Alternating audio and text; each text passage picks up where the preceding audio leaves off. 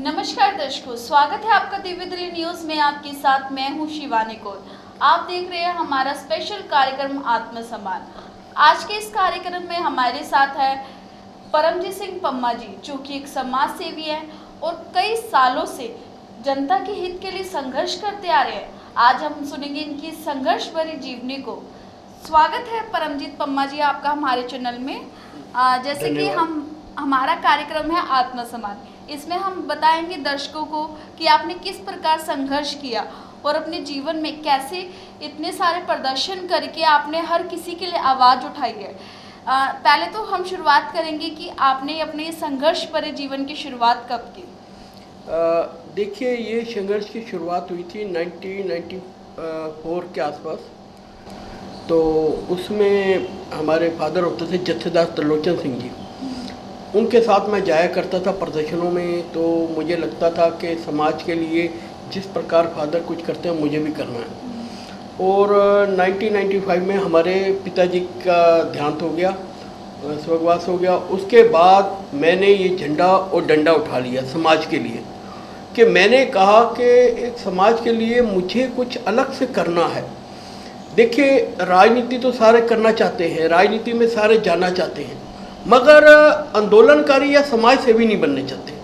समाज सेवी जो होते हैं या आंदोलनकारी होते हैं, उनकी लाइफ बड़ी कठिनाई से गुजरती है, क्योंकि जो भी पार्टी के खिलाफ होता है वो खिलाफ होता है तो वो इल्ज़ाम ये लग जाता है ये इस पार्टी ने इससे धरना प्रदर्शन कराया होगा, या ये इस मुद्दे पर जान के ये कुछ ना कुछ ब्लैकमेलिंग कर रहा होगा। मगर मुझे ये लगा जो मर्जी कोई कहता रहे। मैंने जब प्याज महंगे हुए तब भी प्रदर्शन किया बीजेपी सरकार के खिलाफ, जब दालें महंगी हुई कांग्रेस सरकार के खिलाफ तब भी किया। जब बात आई कहीं पर देश विदेश में हमारे भारतीयों की, तब भी हमने उसके ऊपर उन सरकारों के ऊपर दबाव बनाया कि हमारे भारतीय वहाँ पर सेफ नहीं है या उनको वो प्रॉब्लम है तो वो प्रॉब्लम हल की जाए, चाहे पगड़ी की हो, चाहे वहाँ पर ये होता था कि ये काले गोरे वाला जो चक्कर था उस पर भी काफ़ी चीज़ थी। हमारे कई पर खिलाड़ियों को कई दिक्कतें आती थी। मगर मैंने ये सोचा है शिवानी जी कि जब ये चीज़ें होती हैं तो इंसान को ये लगता है खुशी सबसे ज़्यादा मिलती तब है जो वो मसले हल हो जाते हैं, तो उन मसलों पर चर्चा होती है। आज क्या है कि हम लोग रोज़ सुबह उठते हैं, कई मसले देखते हैं और उनको देख के बैठ जाते हैं कि भाई ये मसले हैं। बिल्कुल। खास खास करके अपने बच्चों के ऊपर भी कुछ हो कि हमें ये लगता है भाई वो बच्चों के ऊपर हो गया, चल यार छोड़ना, हमारे बच्चे तो सेफ हैं। मगर ये समझ लो जो चीज़ें हैं, चाहे महिलाओं पर अत्याचार हो या एसिड का मामला हो या मैं कहता हूँ स्कूल फीस का मामला हो, दाखिलों का मामला हो, ये सभी के परिवारों के साथ जुड़ा हुआ है। ये एक इंसान के साथ नहीं है। किसी अगर बच्ची के साथ कोई गलत हो रहा है तो हम उस टाइम तो कैंडल मार्च लेकर कई लोग निकल पड़ते हैं और अच्छी बात है ये सरकार को जगाने, मगर इसके लिए एक ठोस होना चाहिए कि हम जब जा रहे हैं तो हम देखते हैं कि उसके साथ गलत हो रहा है, तब क्यों नहीं टोकते मैं अपनी लाइफ में ये कहता हूँ कि इंसान को ताली बजाने की जगह ना, अब मतलब ताली बजाने की जगह तालियां ना बजाए, मतलब कि अपने ऊपर तालियां बजवाए कि पता लगे उसने इतना सुंदर काम कर दिया है, दुनिया उसके लिए तालियां बजाए, ना कि वो ताली बजाने वाला बन जाए लोगों के लिए। हमेशा क्या है, लोग कोशिश करते हैं ताली बजा के हाँ बहुत अच्छा किया, बहुत अच्छा किया, उस पर शाबाशी दे देते हैं। मगर जब बात आती है कभी भगत सिंह बनने की तो वो सोचते हैं पड़ोसी के घर देखते हैं या किताबों में देखते हैं भगत सिंह कहाँ से निकले। भगत सिंह आपके अंदर ही है और उस भगत सिंह को आप जगाइए। भगत सिंह कहीं गया नहीं है, भगत सिंह आपके अंदर है, चंद्रशेखर आजाद आपके अंदर है और जितने भी हमारे क्रांतिकारी हैं वो आपके अंदर हैं। वो कोई ये नहीं है कि भगवान ने कोई अलग से बना के भेजे थे, भगवान ने उनको आपकी तरह इंसान बनाया था, मगर उन्होंने जागृति लाए, एक अपने अंदर स्वाभिमान लाए कि मैंने समाज के लिए कुछ करना है, मैंने देश के लिए कुछ करना है, मैंने अपनी जान की परवाह नहीं करनी। तो वो मसले कहीं हल हुए और हमारी आज़ादी भी मिली। 30 सालों से आप संघर्ष करते आ रहे हैं जनता के लिए, ये 30 साल का सफर कैसा रहा? बहुत कठिनाई भरा भी रहा और बहुत हसीन भी रहा। कठिनाई भरा इसलिए रहा, कई बार ऐसे होता था कि तबीयत खराब हो गई मेरी, मुझे 3 स्टंट भी लगे हुए हैं, और भी कई मुश्किलें आ गई। और जब करते थे तो कई मुश्किलें आती थी, कई बार पुलिस से हो जाता था तो मैं लाठियाँ भी पड़ती थी, हमें पानी भी छूटता था, रेस्टिंग भी होती थी, कई बार लोगों की बातें भी सुननी पड़ती थी कि इनका काम जो है ये तो धरने प्रदर्शन करना है। और कई बार समाज के क्या परिवार के लोगों के भी जो रिश्तेदार होते थे, भाई रोज़ इनका काम धरना है। मगर मैं एक चीज़ बताऊँ आपको, जो आंदोलनकारी है, धरने हम दे रहे हैं, कोई मेरे घर की दालें महंगी नहीं हो रही, मेरे अपना बच्चों को दिक्कत नहीं आ रही, मेरे सब कुछ है। सबसे बड़ी बात है वो बच्चे भी मेरे हैं जिनके लिए मैं लड़ रहा हूँ।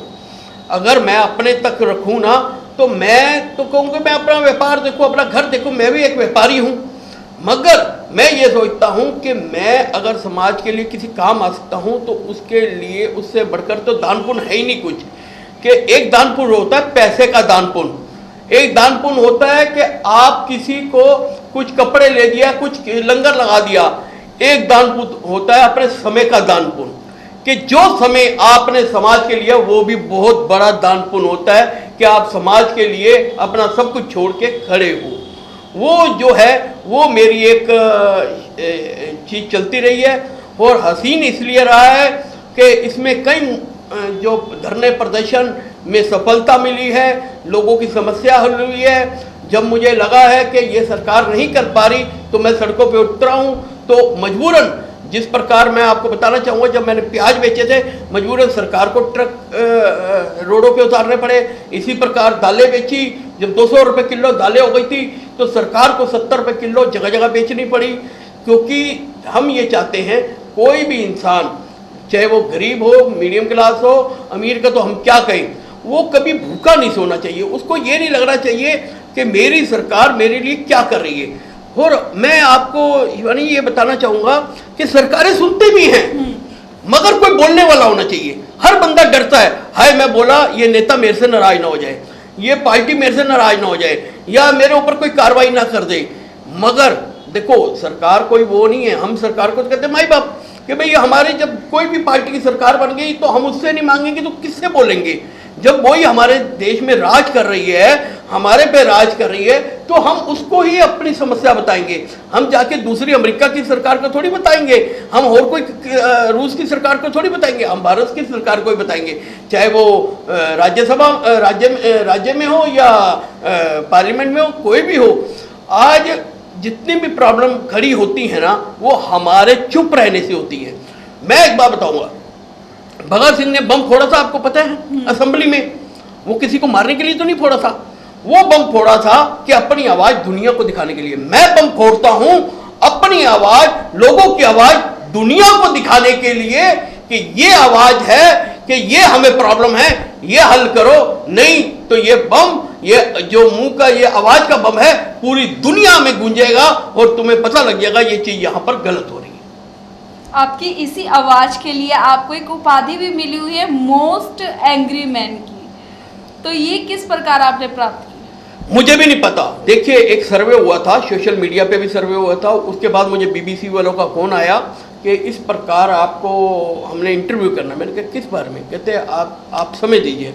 तो फिर मुझे पता लगा कि मुझे इस प्रकार की एक सर्वे हुआ था पूरा, तो उसमें चुना गया था कौन कौन बंदा ऐसा है जो आवाज़ मतलब कि लोगों के लिए उठाता है और समस्या हल करता है। उसमें कई हुआ, जैसे किसान है वो किसानों की आवाज़ उठाते हैं, अगर व्यापारी व्यापारियों की आवाज़ उठाते हैं, या कोई किसी को कोई प्रॉब्लम है नौकरी की है या किसी प्रकार की, वो उस आवाज़ तक सीमित है।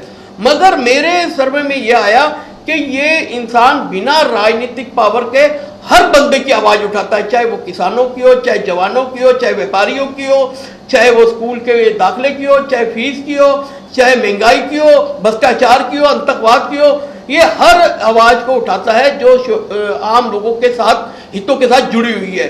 इसलिए ये वहाँ का सर्वे, उसके बाद ये सर्वे चला गया वर्ल्ड वाइज, कि वर्ल्ड वाइज में भी काफ़ी अच्छा मुझे रिस्पांस मिला है, उस पर भी चर्चा चल रही है। मगर मुझे ये है, कोई मुझे कहता गुस्सेल बंदा, अरे गुस्सा तो सब में है, कोई गुस्सा कहीं निकालता है, कोई अपने अंदर दबा के कोई दर्द को गुस्सा वो घर पे निकाल लेता है, बच्चों में निकाल लेता है। मगर मेन गुस्सा आप निकालिए, जहां पर आपको कोई चीज गलत लगती है वहां पर अगर आपने सिस्टम के ऊपर बता दिया कि आप में इतना गुस्सा है, आप में इतना दबाव है, तो सिस्टम में पूरे सही काम होने शुरू हो जाएंगे।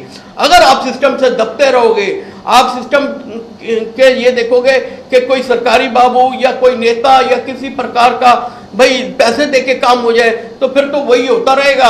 आप नहीं तो वो जहर ऐसा है रिश्वत का, वो कभी खत्म ही नहीं होगा। वो जहर को खत्म करने के लिए आपको थोड़ा सा अपने में भी बदलाव लाना पड़ेगा।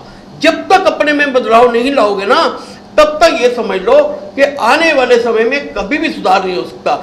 जितनी मर्जी आजादी ले लो, जितनी मर्जी आपको कि हम आजाद हैं, तब तक आजाद नहीं है जब तक आपके बच्चों को दाखिला बिना किसी अप्रोच के, बिना किसी रिश्वत के मिल जाए। तब तक आजाद नहीं हो जब तक आपको रोजगार और नौकरियां ना मिल जाए। तब तक आजाद नहीं हो जब तक आपको लगे कि आप सेफ कहीं पर भी घूम रहे हो, रात को 2 बजे भी 3 बजे भी, तब तक आजाद नहीं हो।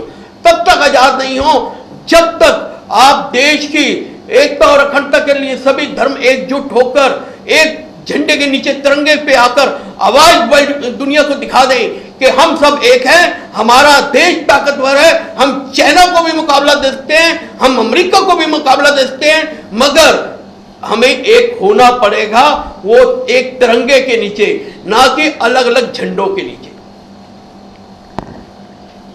तो जिस प्रकार अभी हमने बात करी है परमजीत सिंह पम्मा जी, जिनको मोस्ट एंग्री मैन का एक टाइटल भी मिला है, और साथ में ये पिछले 30 सालों से लोगों के लिए संघर्ष करते आ रहे हैं। इनके इसी सफर को हमारा चैनल सलाम करता है।